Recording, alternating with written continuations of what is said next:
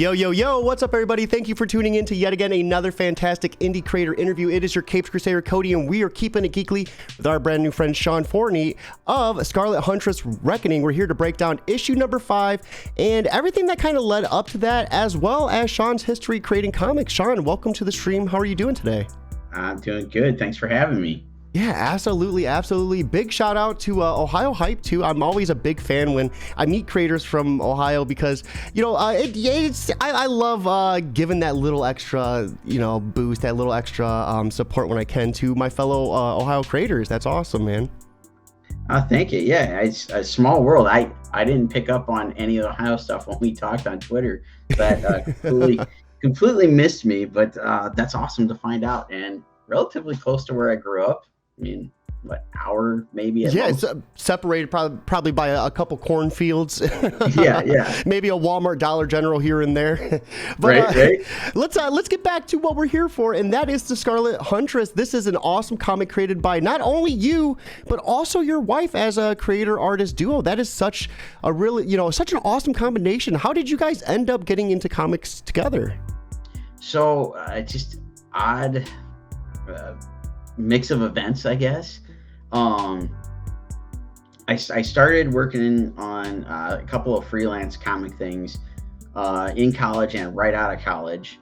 So around 2003, 2004, I started working with this company. It was based out of Cincinnati. I don't believe they exist anymore, but they were publishing an anthology. But just prior to running with the anthology, they had done like a series of trading cards for their property they were trying to put together. And they hired me on to do a small handful of these trading cards.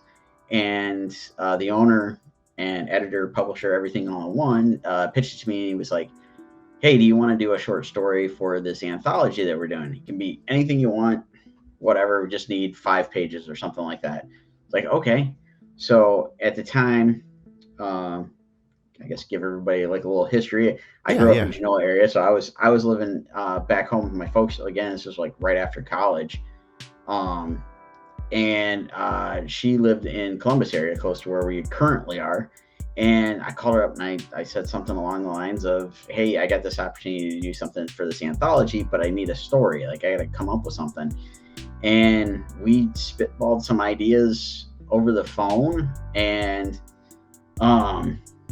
I think it was just a mix of everything we were into, just kind of got all mashed into one thing. And we just decided to do this idea of, a modern day descendant of Little Red Riding Hood. And we set it in Columbus, and we just kind of ran with it. And that was like, we did this first little 5-page story. The publisher asked us to do another one. And that one was written by Chad Lambert, another Ohio creator. He was doing a couple of indie things at the time, and we did a crossover between Scarlet and the company's character called Trixie Girl. And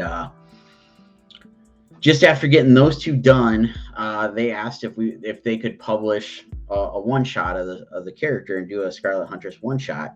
We came up with the story, developed the character a little bit more, decided where the storyline was going to go and all this, put together this. I think it started out as a 16-page one-shot. And through all sorts of different mix-ups and whatnot, they didn't end up publishing or printing or doing anything. So about a year later, this was before crowdfunding existed, 2006. We got married, moved back to Columbus, Ohio area, and for that fall convention season, we decided we were going to print the book ourselves. And that's kind of kicked off us doing everything, the self-publishing route from there. That is so cool. I love how you guys ended up getting married along the way, like in the midst of creating this. This is, it's such an awesome concept as well. Did you run into any troubles working with the Red Riding Hood like IP, like working around that, or is that something where it's like open to the public? That's open to the public. I mean, the idea of Little Red Riding Hood has been around since, I don't know, I want to say, the Dark Ages, basically. Yeah. So anything like that is public domain, open source, whatever. so that, anybody can go out there and do anything with, you name it, any kind of the old like Grimm fairy tales characters, as long as you don't, like Cinderella, for example. Mm-hmm. As long as your Cinderella doesn't look like Disney Cinderella, you're cool. Disney owns the copyright and trademark on that specific look. Oh, same thing. Okay. Because a lot of folks know me from working on the Do You Pooh comics. Our Pooh doesn't look like Disney's Winnie the Pooh, other than slightly styled after him. But I thought we were talking about two different types of Pooh there. First, I was like, hold up, what? Yeah. So the original Winnie the Pooh is now public domain, and Disney's Winnie the Pooh is not. And as long as you don't draw a bear in a red shirt, you're good. You can run away and do whatever you want with Winnie the Pooh, as long as it doesn't look like that specific version. Yeah. Did you hear we're getting like a horror take on Winnie the Pooh? Yes. As soon as that news hit the internet, I got sent all sorts of stuff, as well as the creator of Do You Pooh, Marant Michaels, who we've been working on this thing for like the last, 7, 8, 9 years, something like that. We both got bombarded with, hey, did you see this? Did you see this? And whatnot. And he actually met somebody from it a couple of cons ago and took a nice selfie with somebody in the Pooh mask. That's cool. Yeah, that's cool. So can you give us maybe a little bit about that too? The Do You Pooh, like what that's about, and your roles in that? So on that, I colored some of the interiors, but I've been coloring the covers for it for, like I said, somewhere between the last 7 to 9 years we've been working on it. It is a mashup of classic Winnie the Pooh characters and meeting any kind of comic book character you can think of. So because it's a parody book, so we parody the idea of Winnie the Pooh as Deadpool. Essentially, that's what's inside the book, and it's kind of his origin story. But through the whole parody thing, legally you can't do another issue and go Do You Pooh issue 2. So what we do is Marant or I, or there's a couple other artists that they're kind of like on the approved list. We get hired out to do a variant cover. 9 times out of 10 is an homage to a classic comic book cover, and retailers will pick them up to have them in their store or at conventions or online stores, what have you. And we do tons and tons of them every year.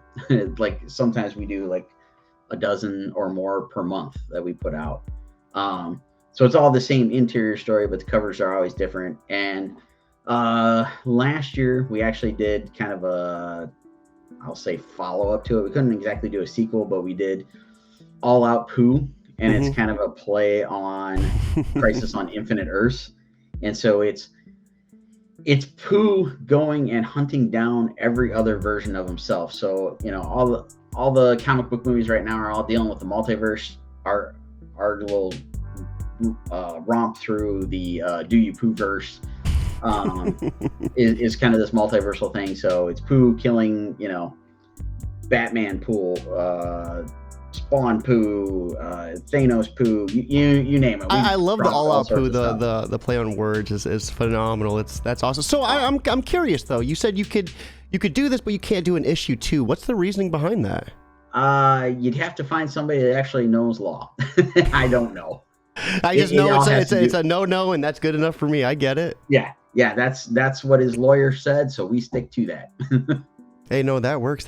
So, diving back into Scarlet Huntress, what type of experiences did you have coming into this? And I mean, you're already, I think, 7 issues, including the shorts, but 5 in order. So, I mean, did you learn like anything along the way, like while you were working together on these issues? This has been something that's been in the works for a couple years now, right?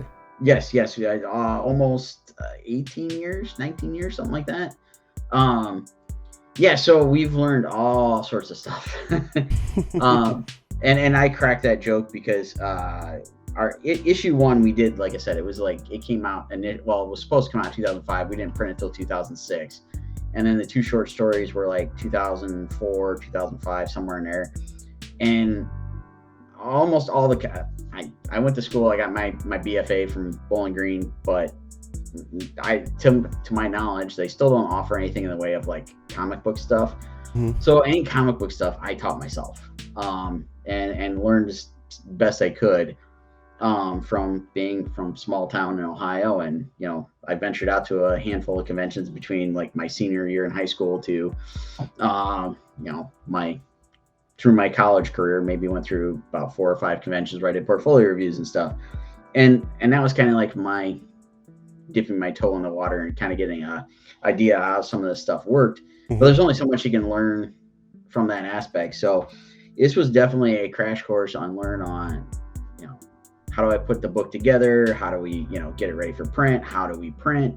And that stuff has changed along the line, or it's changed over the years as like how some of the process works as far as like the printing and stuff. But it was always a learning curve trying to figure that out, trying to figure out how to properly letter, all this mess, because we were doing it all on our own.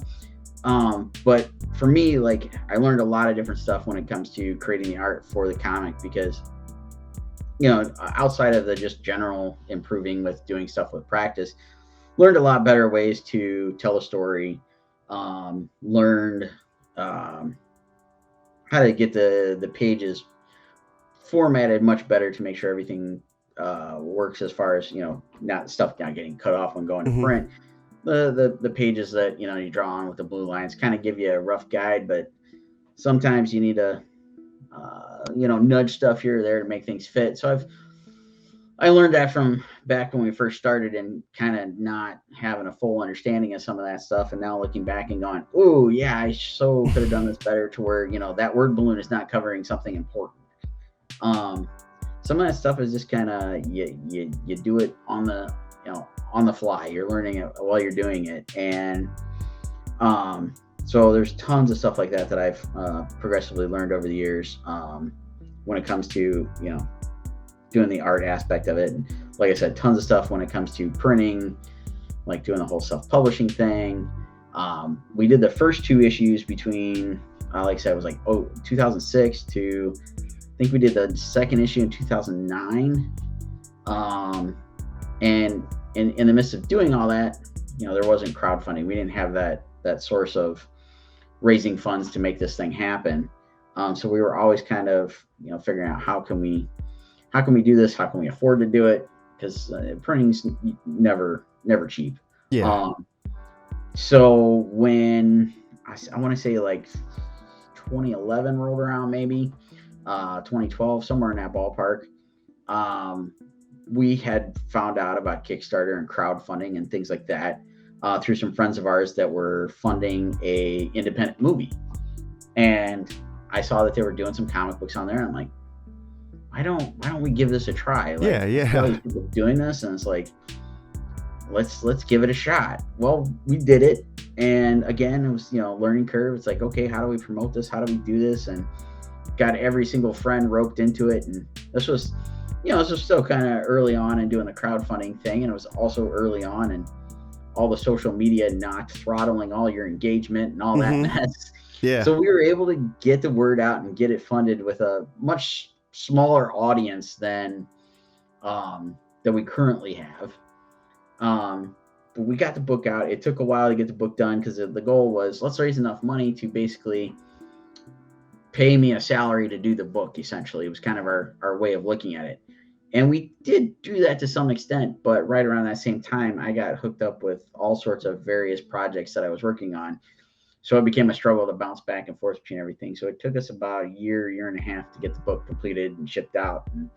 And because of all that, shipping prices went up and all these other things. It just became like a comedy of errors of. Oh yeah, because you got to calculate the shipping. I'm sure when you calculated the first time around, it was a lot different than what it ended on. Yeah, oh yeah, and so we probably lost money on that first venture and going into crowdfunding. Then we did a second one. It was like we figured out some stuff, got a little bit better. Then it was like trying to remember what our timeline was. So we decided to jump over and do the third Kickstarter, which would have been Scarlet Huntress Adventures, which would have been issue 4. And we'd already run 2 Kickstarters. We had some friends that have been running them, been very successful. And so we tried to learn a little bit what everybody was doing. and figure out our math a whole lot better, get smarter about how we did everything. Like you Mm-hmm. said, calculating shipping so we weren't losing out on all the crazy costs of that, and better, promoting, and just all the stuff that goes into doing all this crowdfunding stuff. We try to keep learning something new every time we do it. And we got everything done. So that would have been, I think if I'm remembering right, it would have been 2019. We were shooting to try to have the books out by the end of 2019. Well, we had some snags and some delays, and so we got the books February 2020, like just before we went and did C2E2, and just before the world shut down. Yeah. So we made it to C2E2. That was the last weekend of February. We got all of our Kickstarter packages out to folks that came to the con. We got a handful of them shipped out, and we came back home, and it was about 2 weeks, maybe 3 weeks from doing that con and coming home that everything shut down. So my wife and I, we spent basically like the first 2 weeks of quarantine in our basement, just packing up Kickstarter rewards. And we found some ways to get discounted shipping. We did a bunch of research into that. There's all sorts of companies out there that offer it. We signed up for one. We already had a scale here at home, so we just went to town. We did everything, and we learned that we can schedule a pickup from our mail delivery person, and they'll just come get everything. So I bet like 95% of people have no idea about that, because I talk to so many people and they tell me how they pack up the mail in their cars and they make multiple trips. Like, yep. Like that is awesome to hear that you could do that. Yep. If you go to the USPS.com, there's a little button that says schedule a pickup, and if you do it during your regular mail delivery, it's free. And that has been beautiful. Our mail delivery person, she is fantastic. She helped us get all these packages out, even brought boxes for us to load these things in, because the Scarlet Huntress Adventures Kickstarter, I think, was like 300 and some packages we had. Oh wow, that is insane. You guys packaged that all by yourselves too? Yep. We laid all the books out, we signed them, we packed them up, we weighed them, put the shipping on it, blah blah blah. Everything got out. So like I said, that was like our first week or two of quarantine, was just packing all these things up and getting them out in the mail. Mm-hmm. And like I said, because we had found all that stuff out, it was like, okay, this makes life a lot easier. We're not making all these trips to the post office, and we're not going crazy on the postage and blah blah blah. So then we decided, I guess it was 2020, we rolled right into doing the field guide, which is, it's Scarlet's personal journal. It's everything she comes across as far as different creatures, monsters, just all sorts of stuff, like you name it. We did like Jersey Devil, Mothman, Flatwoods Monster, Lake Erie Monster, the list goes on. We did I want to say like 15, 16 different cryptids, and each one's got a page to, some of them have like 4 or 5 pages of story of her interaction with coming across that creature or coming across somebody that ran into that creature. So this isn't going to be just werewolves. There's going to be other creatures that we can see. Yes. So the cryptids books, I'll try to hold this up and give you an idea like what some of the stuff looks like. So like here's the Yeti page. So it's like her interpretation of what she saw, and we brought in like 16 of our friends and fellow creators to do artwork and write stories and all this kind of stuff. So there's stuff that's basically supposed to be Scarlet wrote in her journal and drew these pictures, and or eyewitness accounts. So if we brought in a friend of ours to do a piece, I'll throw my buddy Rodney under the bus. So when Rodney Fike drew a piece, it's like, okay, this one is eyewitness. Rodney Fike saw this monster. That's really cool. It's all laid out like it's her personal journal, as she's slapping photos in there and taping them in and all this kind of stuff. So everything's laid out in that kind of perspective of you're seeing exactly what she sees, exactly what she's written, and all this kind of stuff. And we just had a ton of fun putting it together to do the Kickstarter, because we did an earlier version in, I want to say 2010 or 2011, and we hadn't really quite gotten into doing the crowdfunding stuff. So when we did it the first time around, it was only like 30 some pages. It was black and white, and it was like, we need to overhaul this thing, do it right, do it the way we wanted. So when we did this thing, it grew. I think it's 84 pages. Like I said, we got like 16 or 17 different creator friends to work on it. And we went all out on the printing. The covers got soft touch on it. We made it look like it's an old leather bound like journal. Oh, that's awesome. And we wanted it to be the thing we wanted from the get-go, and to get everybody, that's picking it up to go, ooh, wow, this is nice. This is, you're getting something that's quality, not just here's a book we threw together. So do you have any plans on like branching that out, like having, I'm kind of spoiling some of the later parts of this, but like, I remember there being hints of there being more after issue 5. Like, are we going to see any of this journal like come into play in future issues? That's kind of my goal. We've kind of, in the last issue, in issue 5, this wraps up the story arc we've been working on since 2006, basically. We give you a couple of little grains, to follow to go into the next story arc. That'll be, volume 2. And yes, the plan is we're going to mix a little bit more of these other creatures in there.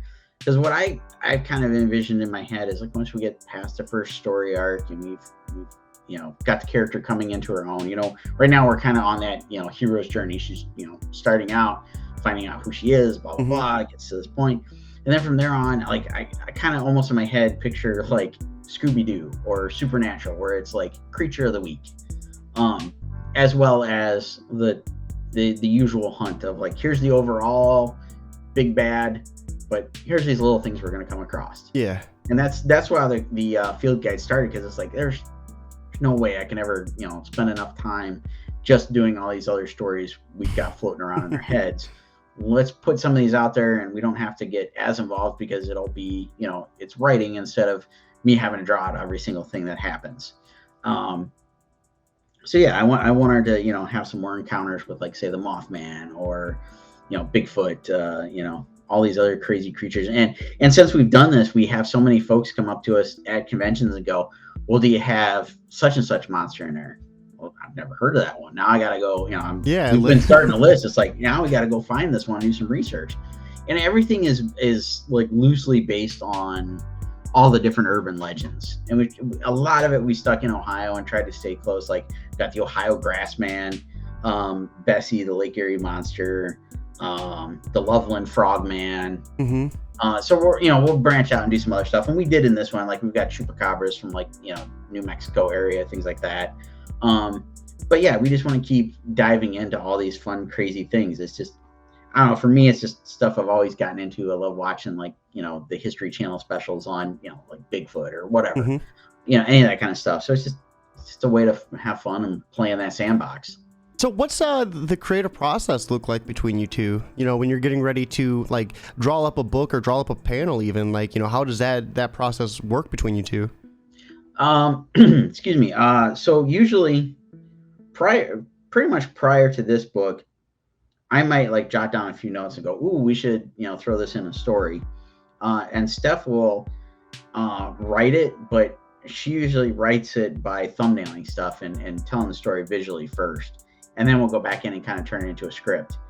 This time around, because we were coming to the end of the story arc and I had a bunch of ideas floating around in my head, I literally spent, like, since we did the Adventures book, kind of spent like the last year and a half or whatever, just jotting down a ton of notes in my sketchbook and come up with ideas of, like, stuff I wanted to see, and did, like, a very loose outline. And by loose, I mean there's like 10 random pages in my sketchbook that a crazy person still couldn't, put together as to what I had going through my head. But I had all these notes together, and Steph and I had to make a trip to a con. I can't remember where we were headed, but basically we were in a car for a couple hours, and it's like, all right, I'm going to tell you all the ideas I've got. Now that you can't leave, you're going to say exactly. And so we did. So we went through the car ride, and, I kept making notes. It was like, okay, let's change this, or this needs to go at this point in the story, that kind of thing. And then, so we got all that stuff down. So I took all those pages out of the notebook. And then last summer, we did a couple of conventions here and there through summer, throughout the whole pandy thing going on, and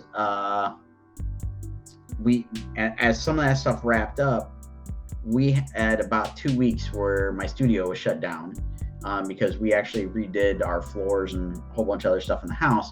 So it was basically about 2 weeks where we had to like get kicked out of our own house to we went and stayed at my mother-in-law's, and Steph took all my notes and started converting them into a story, and then fleshed everything out, added all the stuff that actually makes it cohesive, makes it into a full story, and so we could wrap it up and get this story arc where we wanted it.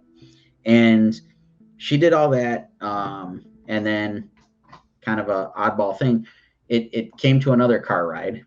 So March was my 40th birthday, and she surprised me. I've been for like the longest time ever been wanting to go to Sweetwater, which is a music store in Fort Wayne, Indiana. It's like the biggest. That's where I got my microphone from. What a small world. What is this? Yeah. What a small world. This is so crazy. So I don't know if you've actually been there in person, but it's like the biggest music store in the United States and maybe the world. There's kind of some arguments whether or not it is, but she had it all set up. Got to make a trip there for my birthday to go get my dream guitar, basically. Ooh, what is it? You got it? I got it. So we had another nice little like couple-hour car ride. So I started on that car ride thumbnailing the entire story based on the script she had come up with. And I finished it up. And then we kind of went over it, polished it. A couple weeks back, we were at a Colossal Con, which is in Sandusky, Ohio, at Kalahari. So yeah, we wrapped everything up there and finalized our plans to get this Kickstarter rolling. And we sat down and we spent a couple of nights sitting on the couch going, okay, we need this package, that package, this package, and been figuring out all the crazy stretch goals we want to do. And yeah, we dove in and launched this thing. So I'm like plugging away at numerous projects that are all on the literal drawing board right now, and wrapping up other stuff, and just trying to keep up with all of it, of making sure everybody is aware of what we're doing with this book, and just having a lot of fun just seeing where this thing is currently, and hoping what we can do in the next about 3 weeks, I think, is what we've got left. No, absolutely. So what guitar did you end up getting? You can't leave us hanging. So I've been a Van Halen nut since I was like 16 years old. So she had it all set up. I got to try out 2 different guitars that were kind of on my want list, and I went with the EVH Frankenstein. Ooh. So it's a replica of his original black, white, and red striped guitar, and I've been a little bit too busy to get to play much, but kind of hoping I can squeeze in some time here and there between finishing this thing up. Not bad. What type of pickups? Were replica what he played with, or? Yeah, it's a full on replica of his old homemade Frankenstein guitar, and it's the they call it the Stripe series. So it's not the really fancy handmade replica. This is kind of the what am I trying to say? The production model, like Yeah. So yeah, it's all decked out to look exactly like that. It's loaded with all of the EVH branded everything on it. Okay. So, what did he use? Did he use like it looked like a leash from the pictures I seen, the way it clipped at the bottom? Yes. Yeah. So back in the day when he first started playing, and was like anybody, I think how you start out, you're broke, and he had a guitar strap that he, like, if you've ever seen him play, he danced around, ran all over the stage. So instead of having strap locks, like one of his earlier guitar straps I'm familiar with, it ended with a little bit of chain on it, and it had the little clasp thing, like you said. It looks like a dog leash. Yeah. And he's always stuck with that. And so his branded straps are actually built. You can attach those and attach it, like you got to swap out the traditional little strap buttons that are on the guitar for like screw eyes. I can't think what you call them, the eye bolts or whatever, and hook in there. But yeah, it's made to, do that exact thing. That is so cool. Yeah, that is awesome. And for me, I would say getting the production line is just as good. You're looking to spend thousands and thousands and thousands more to get like the real thing. Like, I remember when I was really big into playing on electrics, I always wanted to get a Dimebag Darrell one, and you could get one for $600-700, or you could get the legit ones for like 4,000, 5,000. It's like, okay, well, I'm broke. Like, what do I want to go with? Yeah.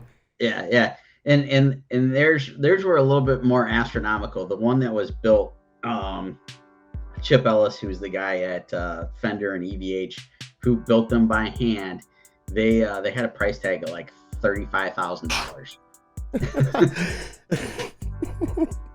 Well, that was an easy call. Call. Yeah, exactly. Speaking of easy calls, though, let's make an easy one right here, and let's segue to check out this Kickstarter for issue 5. So we are looking at Scarlet Huntress Reckoning. The 5th issue brings Scarlet's revenge story to a climactic end in Reckoning, but opens the door to more journeys and trials ahead. You had a original starting goal of $1,000. You are at $7,135. Congratulations. Holy crap, man. That's outstanding. That is big. Thank you. And I keep trying to tell everybody this, but it's due to everybody that's backed it and shared it out. It literally is the case where we can't do this without everybody's help. Mm-hmm. And my buddy and I do a live stream on Thursday and Friday nights where we draw and we talk shop, and we bring on some friends to talk about their Kickstarters and such. And it truly is the mash that share button, as we keep joking around and saying all the time, because without everybody hitting the share and getting the word out, we sit in limbo and things don't happen. Because we mentioned it like early on as we jumped on here, the whole social media thing, everything gets throttled because everybody wants their slice of the pie. Mm-hmm. Everybody wants to get paid something, and it's like, well, we're trying to do this to raise funds to make this book happen. Can't really shell out a fortune to pay to get the promotions out there. So it's literally truly a crowdsourcing thing. Everybody's got to jump in, hit the share button, tell your friends, whatever. Word of mouth is free, right? Like, yes, exactly. It costs you nothing to do that.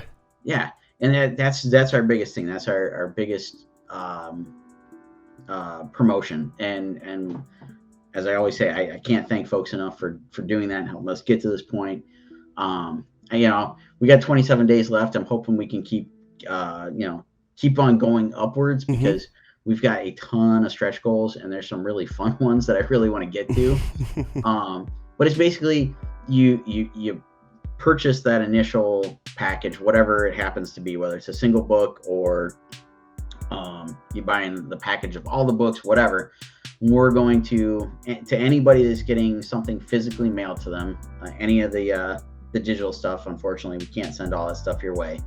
But anybody that's getting something mailed to them, we've got 6 stretch goals unlocked, and we just unlocked that 6th one right before you and I started talking. Yeah, let's go. Congratulations again. That's awesome. Thank you. We've got some other stuff planned. That in the story, Scarlet owns a bar. Mm-hmm. And so we came up with this idea, but because the items are a little bit more pricey, we got to hit like a little bit bigger numbers in order to make it cost effective to get these things for everybody. But we're planning on like a koozie, a bottle opener, a pen. There was something else that we had that was bar oriented. We started trying to come up with bar oriented things that we could put the logo on and stuff, just to have some fun, play up the theme, and just give everybody some cool fun stuff to have to I don't know, show off, do whatever. Mm-hmm. So 156 backers in 3 days. You funded in 25 minutes. That is insane. What do you think has led to your success? I know you guys have ran this a couple Kickstarters so far, but I mean, not all of this has to be, returning backers. So there was probably something that you guys were doing that kind of, set a blaze to this, right? So we just tried to get the word out early. I think almost a month leading into this thing, we were sharing out images of like previews of covers and just trying to make sure everybody knew it was happening. And then, so we launched, it was a week ago. We launched last Wednesday. Steph and I went live on Facebook, Twitch, YouTube, and we just kind of had like a little launch party, and we had a bunch of friends come in and join us while we were, sit there chatting and showing That's off stuff. awesome. And through that, we streamed for about an hour and a half, maybe. And so we hit the goal at about 25 minutes. And then by the time we were done streaming that evening, we were like just under our first stretch goal. We set the first stretch goal at 2,000, and we were at like, I want to say 1,600, something like that. So it really was a lot of folks helping us share it, get the word out, tell your friend, tell a buddy, all that kind of mess. And a lot of it also, I've been very fortunate to work with some really great individuals in the industry that have helped me kind of, climb that ladder of, all the stuff in the industry. So that I can't, negate that that's also a big part of this, is a lot of people have got, my name recognition with, certain different projects and whatever. Well, I mean, you earned that notoriety too, right? Like you worked for that. So, I mean, I think that should be acknowledged too, right? Yes. And it's a combination of both those things coming together that, you hit the nail on the head. We've both been working towards this, and, I'm happy that we've been able to do this as quickly as we have. I feel like any of our previous Kickstarters, we were struggling to get anywhere near this early in the game. So is this a trailer?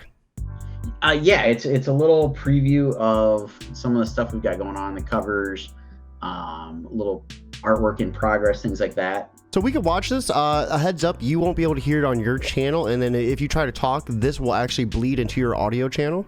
Gotcha. So just to give you a little heads up, yeah, we can go ahead and check that out right now.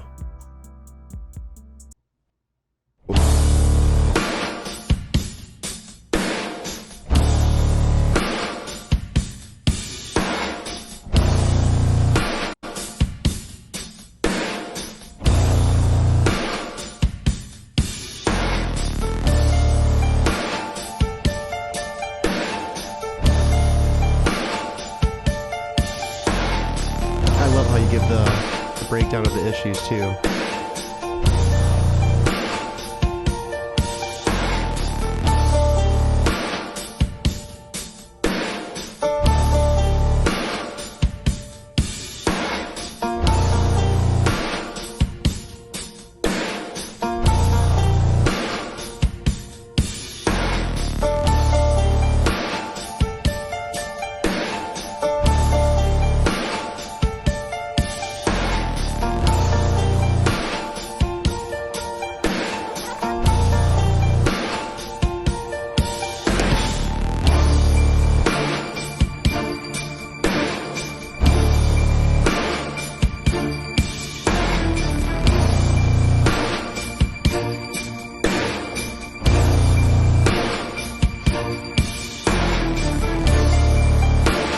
I am a big fan of these covers. These covers are awesome.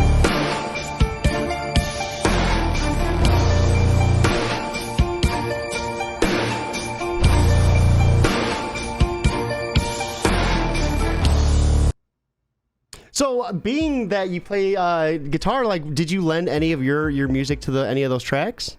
Not on this one. I actually did on the first Kickstarter we did on Tales Through Time. So my buddy Brian Borgman, who actually wrote one of the stories in that, he is a musician, and I basically bugged him and say, hey, can we come up with some music for doing the Kickstarter, as well as it was our, I want to say, third trip to San Diego Comic-Con, and we were in Small Press.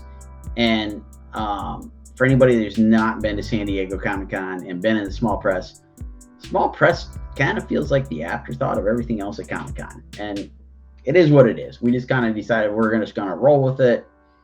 And there's traffic that comes through there, but compared to everything else on the show floor, it's like hit or miss. And a lot of folks walking through there, they're kind of taking a breather from the rest of the show floor, which to each their own, they're doing their thing. So we needed something to really pull people in to come in and check out our stuff. So my buddy Josh Warner, who does a book called Adventures of Mighty Moose, he was like, well, let's make some like preview trailers. Let's, get people to come in. We'll show off a little video. Like I said, I got my buddy Brian, and I said, hey, can we, do up some music, whatever. So I took my gear over to his house one day, played like a funky little riff that he turned into something, and we did this little demo reel type video of like showing off all this stuff. And so it bounced back and forth between Adventures of Mighty Moose and Scarlet Huntress that we made like a little DVD to play on a portable DVD player. And then as the iPad started to come out, my buddy got an iPad and he shifted it over to an iPad. So it was just a continuous loop that played from 9 o'clock in the morning until the show shut down at like 7 o'clock in the evening. And that would be something to grab people's interest and come over. And the first couple of times we did it, we actually burnt that onto like a little DVD, and we'd hand it out if they bought books. Be like, yeah, here you go. Here's the little trailer. That's really you cool. Just Yeah. Yeah. It was one of those things where it was like we were trying to build the audience and trying to get people to take notice of us in that giant sea of the mess that is Comic-Con. I love how you guys adapted to the times too. I mean, the portable DVD players, because iPads didn't exist, and transitioning that to iPads. I've interviewed a lot of people who go to cons, and I don't think I've ever heard of any of them really doing anything of that nature where they have a trailer of what they're doing like on an iPad playing at their table. I think that's pretty genius. Yeah.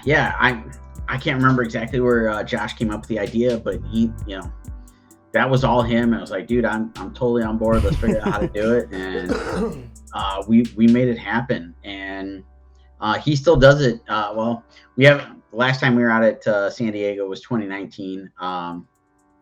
We're not going back this year. Hopefully we'll get some stuff set up in the future. But yeah, our first one was 2010, I think. So we did it for like 10 years straight, and he had been doing it the entire time. I since switched over, and I was in Artist Alley like the last, I think, 4 years of doing the show. But yeah, he was still getting people to take notice, and he went from like going with a couple of single floppies to last time we were out there had two full trades that he was trying to work people. Yeah. So we're looking right now at news and announcements. So we get a little bit of a look at overpledging. Can you give us a breakdown of what that is?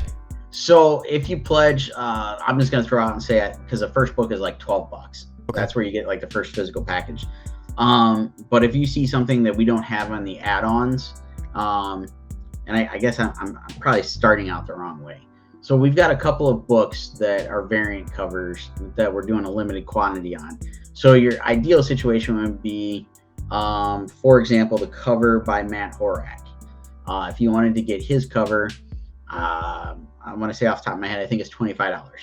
But you wanted to add on the other limited cover that Jacob Bear inked.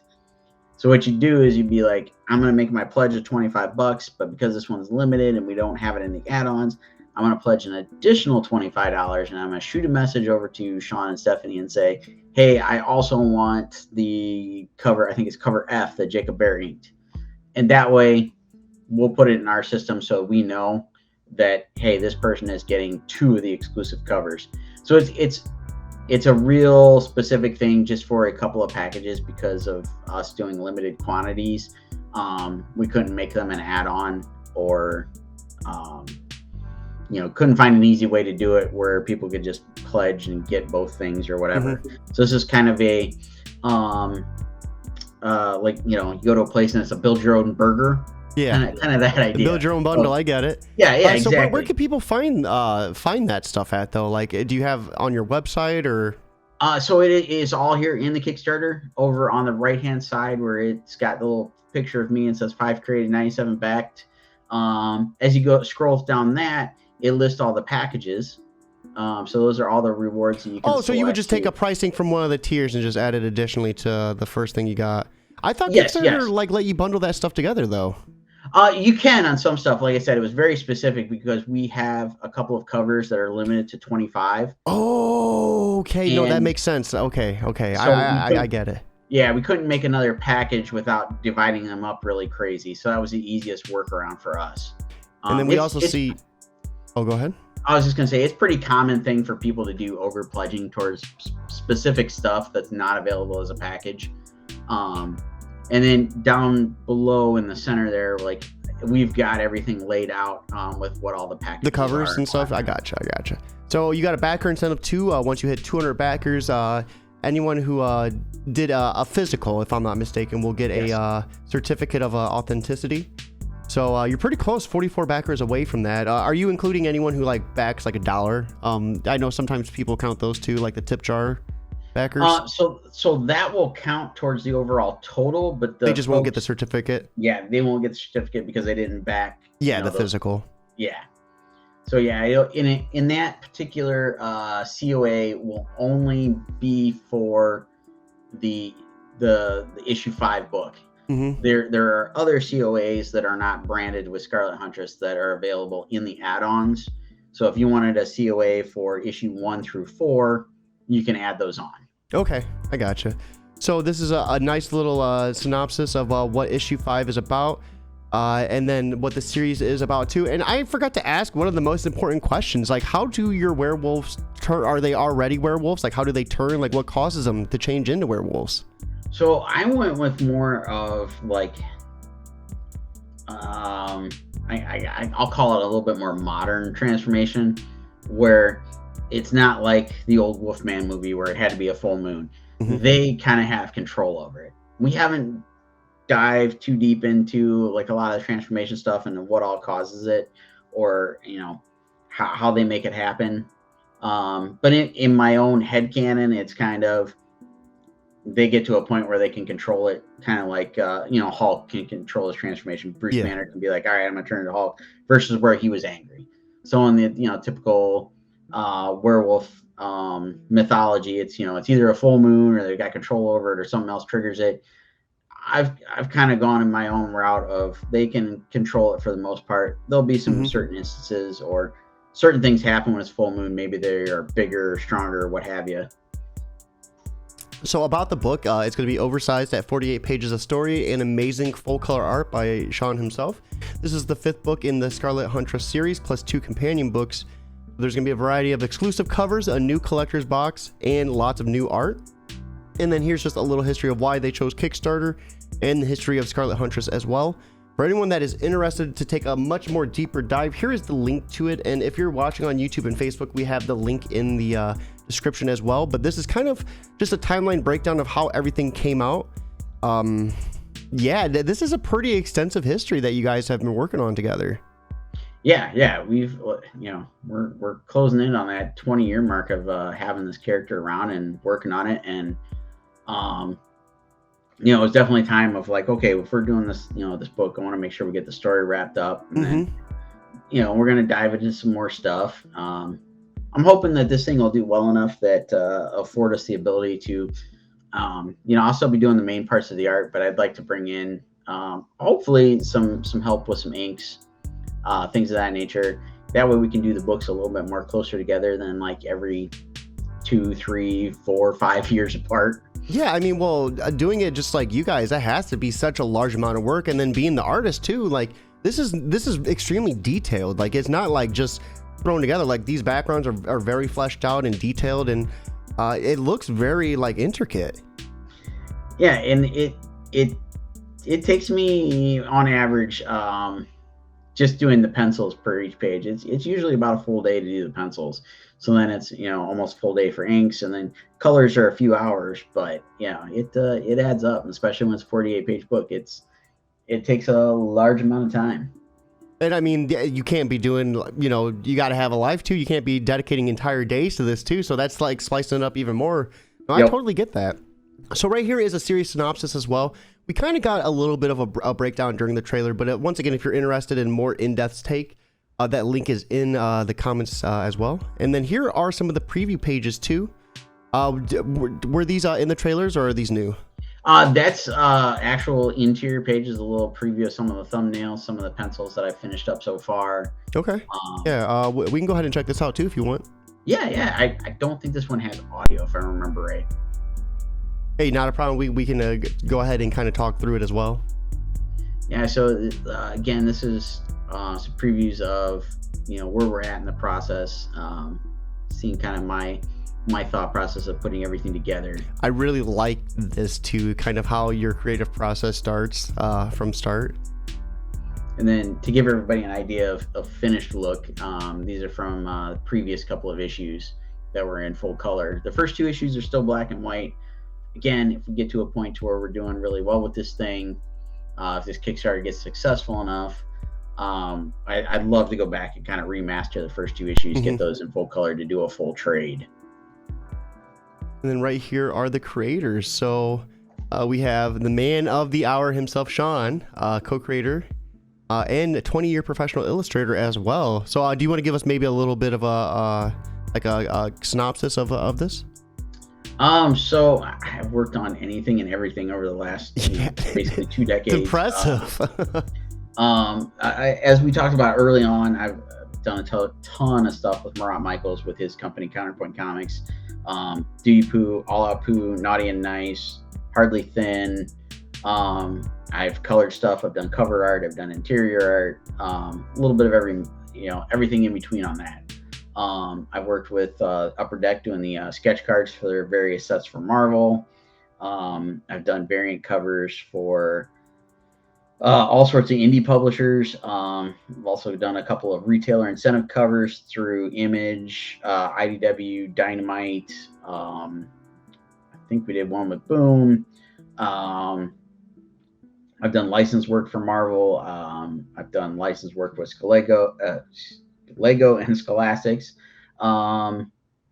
And like I said, just anything and everything in between. Yeah, this is impressive. The Teenage Mutant Ninja Turtles and Spider-Man too, like, whew.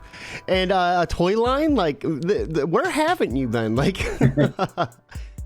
I haven't really got to do anything Hollywood yet. So, and then your wife, interesting enough, is a teacher, which I think is awesome. A visual arts teacher,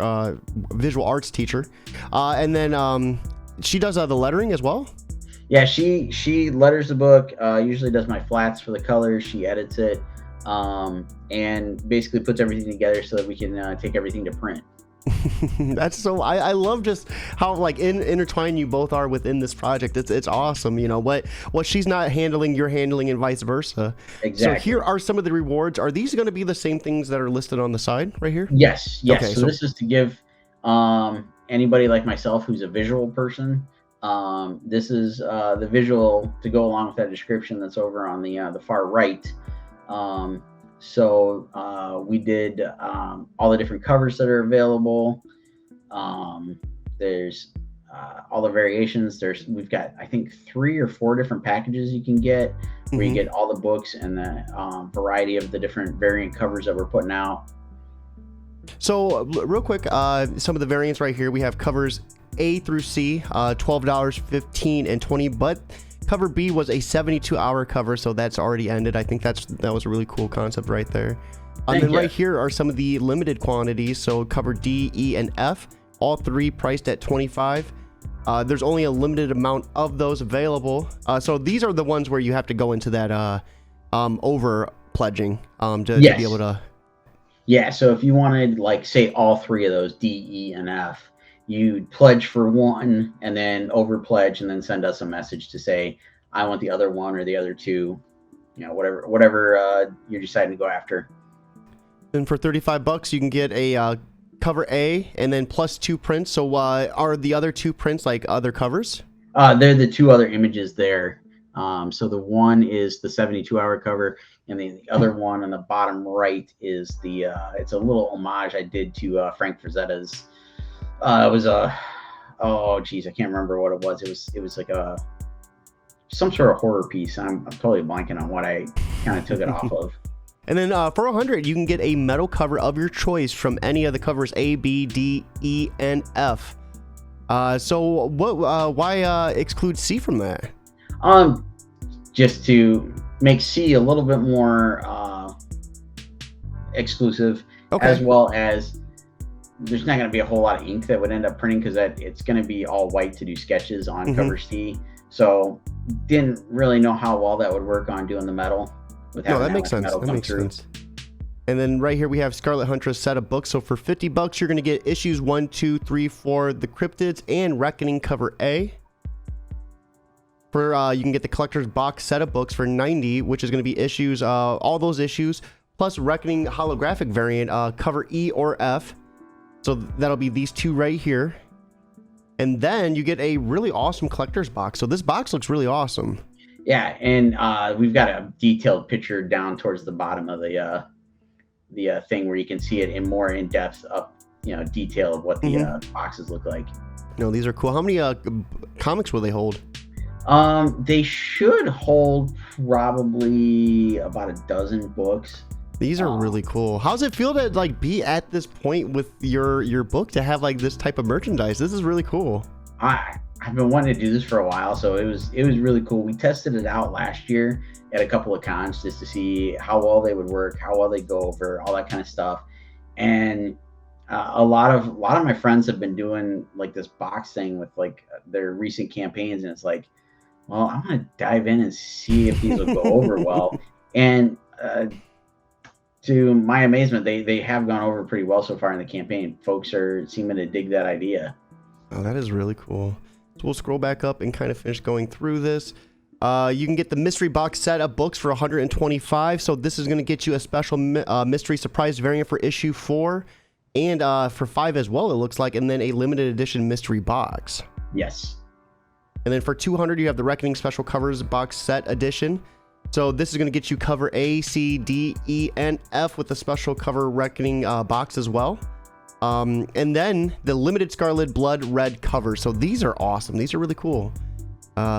These are the Virgin Red Metal. And then, so you get any of these covers or all these covers? You get one of those covers. So they're one of one. So as you can see, the cover D is already sold. Somebody already claimed that one. So you got your choice of the other 5 different covers. So if you back that package, you message us and say, for example, I want cover A as the blood red cover. So then we mark cover A as sold, and it's one of one. There's only going to be one printed. You're the only person that's going to own it, and it's going to be on the metal. I think it's a sheet of aluminum basically that they print the cover on. That's awesome. So then we have another really see, these are also once in a lifetime one-of-one variants too. So the art menu too. So this, you can get Scarlet or Werewolf sketches done by Sean, Steph, Rodney, Nate, or Jamie, random choice. And so these are different sketches. You have the only 20 available for $200 right here, or only 5 available for $300 right here. And then some of the original art as well for $500 each. Are these from the covers, then the original cover designs? Yes.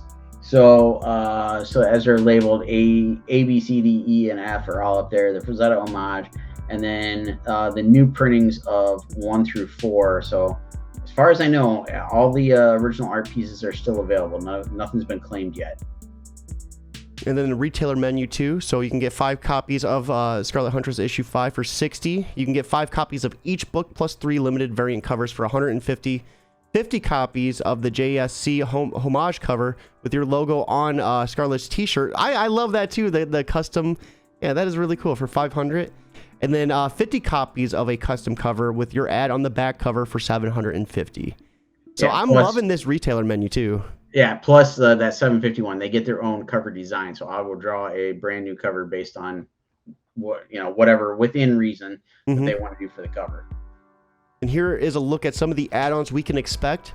So you can get issues, single issue copies, swag, and more. So just a look at kind of what you can add on from here.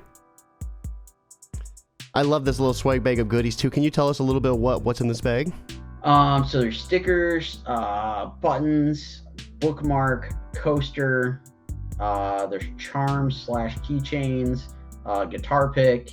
It almost looks like it's a pick of destiny almost. Yeah, I had a lot of fun when we were doing the last campaign. We needed some various stretch goal things, and so we got a ton of stuff printed up. So this is kind of like a mishmash of the last 2 Scarlet related Kickstarters. You can get the swag bag of goodies, which has all that assortment in it, and probably even more than what's pictured at some point. No, that is awesome. Then here's a look at some of the stretch goals too. So for 2000 there was a sticker, and these are all going to be physical backings too. So if you are a digital backer, you won't be eligible for this. I just want to make sure I say that out loud, so in case anyone backs off this show, they don't back off misinformation. So 2000 is one sticker, 3000 is a window cling, 4000 is a coaster, 5000 is a holographic trading card, 6000 is a temporary tattoo, and then you just unlocked the 7000 one, which is a holographic sticker. Congratulations again on unlocking that. Thank you.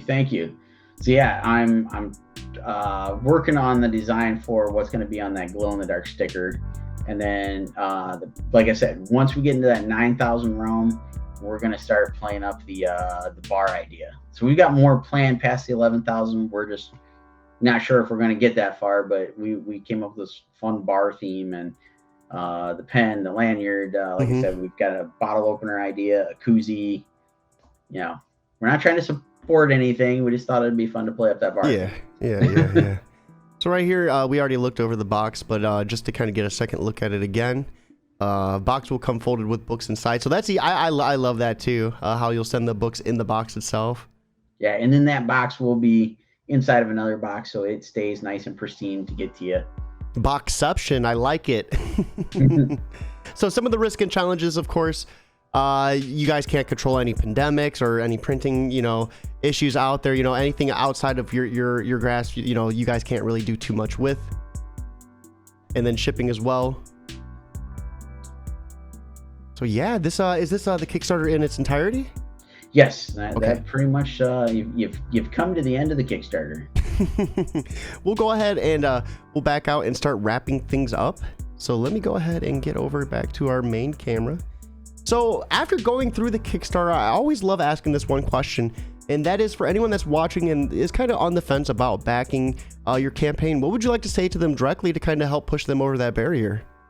Well, the biggest thing, like I said from the get-go doing this is, it's literally we can't do this without your help thing. Obviously we funded, I understand that, and some folks might be like, well, why do you need extra?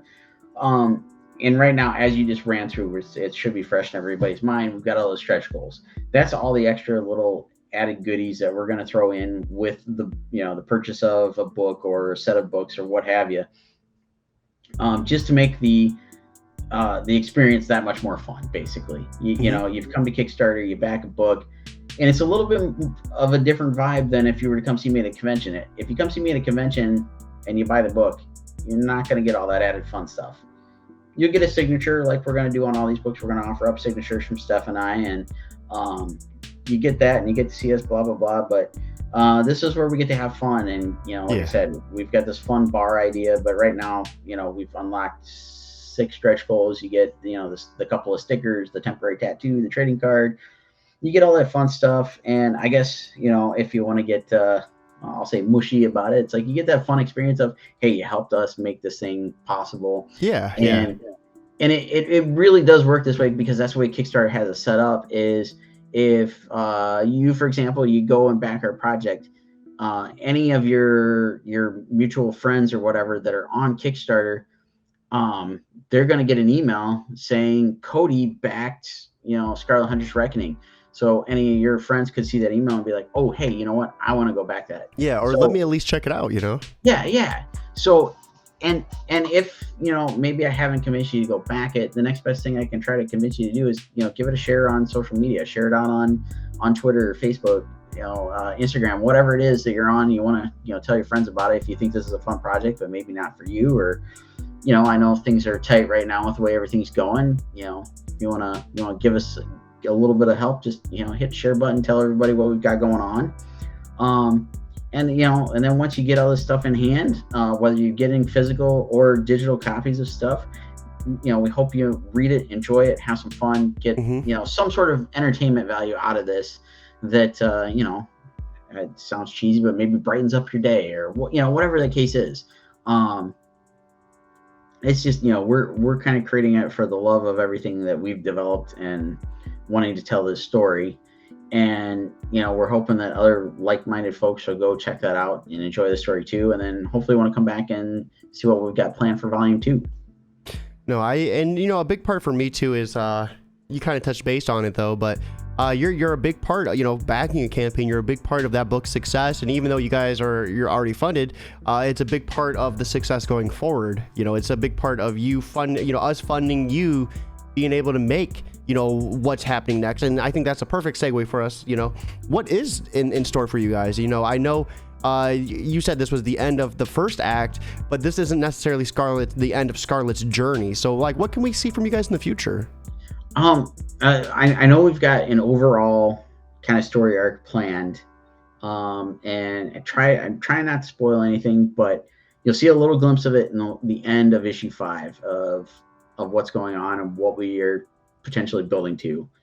But I think with volume 2, we get to play around in the rest of the cryptid sandbox. My hope is, and again, we're just starting to get rumblings of what we want to do with this story, but my hope is that we'll have an issue where there's the background big threat that's going on, but we'll have a story where Scarlet goes and comes across Mothman or something. We tell That's a little awesome. bit of that story, but you also see in the background all the moving pieces that are coming together for what's what we're building to. I'll equate it to because everybody's all over the internet talking about all the MCU stuff. It's we're doing our individual little stories. We're trying to build to Endgame and Infinity War and everything. That's awesome. So yeah, I've got a crazy idea that Steph wants to rein in, but I've got this really cool fun thing that for me, it's a lot of Easter eggs that I want to tie in, but it's I'm trying to draw from all these things that have influenced all these stories over the years and mix in all the stuff that I think is fun, because that's what keeps me interested in drawing the stuff and working on it, is trying to have a little bit of fun of, ooh, wouldn't it be cool if such and such happened? And I'm like I said, I'm a big nut for watching all these things on History Channel with all the different cryptids and whatnot, but I'm a big nut for Curse of Oak Island, and one day it hit me ooh, I found a way I can fit a little bit of that story into the story we're telling. That is so cool. I'm loving just how diverse this is sounding like it's going to be. Yeah, and it's just, I don't know. To me, I just want to have fun with it, and I hope anybody that comes in and reads it, looks at it, whatever, they have fun with it too, in the same sense that I'm having fun with it. No, absolutely. Well, Sean, I appreciate you coming on here, breaking down Scarlet Huntress, the ins and the outs, the beginning, and what to expect in the future. This was such an awesome chat. I loved what you guys have done with this character, and just she looks like such a badass, and I can't wait to dive in and see where her journey takes her. Once again, Sean, thank you for stopping by. I really appreciate it, man. Hey, Cody, thank you so much for doing this, and had fun chatting, and hopefully everybody's enjoying my crazy ramblings. No, absolutely. And anytime I can get someone on from Ohio, I'd love to. Bowling Green is literally 20 minutes away from me. When you mentioned that, I was like, wow, that's a stone throw away. This is so this is surreal. But for everyone watching, it is time for us to wrap up. It is a beautiful Wednesday, new comic book day. Treat yourself to a new comic by going to this Kickstarter, backing it, and getting your hands on issue number 5. Real quick, when do you guys expect to have, once the campaign's over, how long of a wait is it until issue 5 starts getting mailed out? We're shooting hopefully by the end of the year. I think that's what we put in the Kickstarter campaign, is a goal of maybe December. Okay. So I'm gonna try my darndest to stick to that and make it happen. Hey, and you guys heard it. Let's make it happen. Let's hit some of those stretch goals. But most importantly, guys, keep it geekly.